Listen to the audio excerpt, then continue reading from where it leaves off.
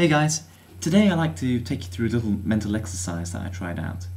And in it, what I want you to do is try and imagine your mind if you had no experience. And when I say no experience, I mean you never saw, you never heard, you never smelt, tasted or touched anything. You had no senses, all you were was a bit of consciousness in a void. Because I was thinking about this the other day, and I realized I couldn't actually imagine it. I couldn't imagine a single concept that I would have, a single thought that I would be able to have, if I had never had experience of anything. Would you have a sense of space? I don't think so, because you wouldn't be able to identify anything. You wouldn't be able to say, well, this is one bit of blackness and this is another bit of blackness, because you would have no concept of blackness. You wouldn't simply be blind. You would not have ever seen anything. And once again, you have no sense of sound, so you can't identify this is some area of space over here, this is another area of space. You wouldn't be able to do that because, there's no sound.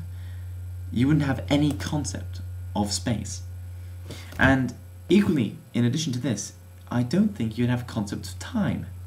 You can't have a concept of time if nothing changes.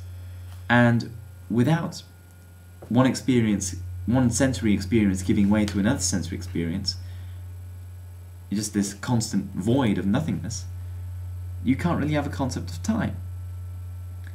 Now, people are tempted at this point to say that, well, think about things that you don't need a concept of space and time for. Think about, the laws of mathematics. Well, you can't really have those either. At the very most basic level, to have an understanding of mathematics, you need to be able to distinguish one object from another. To have some sense of number, you have to be able to say, this is one object, and this is something that isn't identical to it, so these are two objects, these are two separate objects.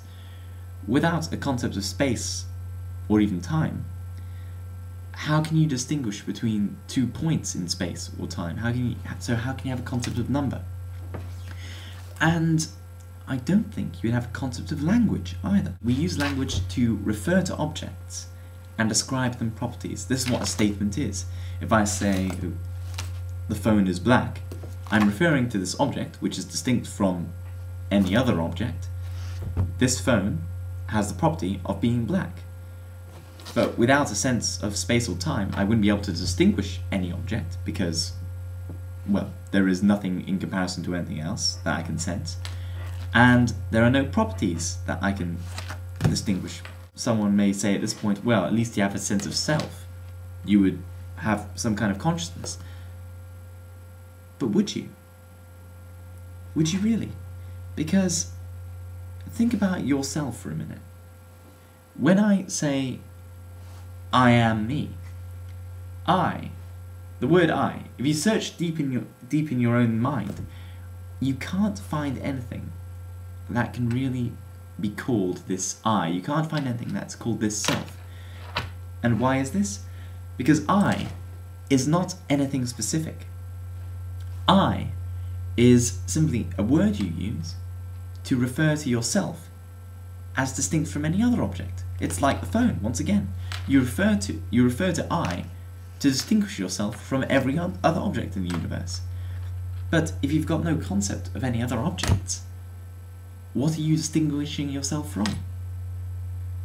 So, no sense of space, no sense of time, no sense of number, no language, no emotion, no sense of self. That's 6 things we've got rid of. What else is there? Get back to me on that. I'd like to know, because I can't find anything. And the fact that I can't find anything sort of forces me to the conclusion that if I had no experience, if I had no senses, my mind wouldn't exist. Help me out.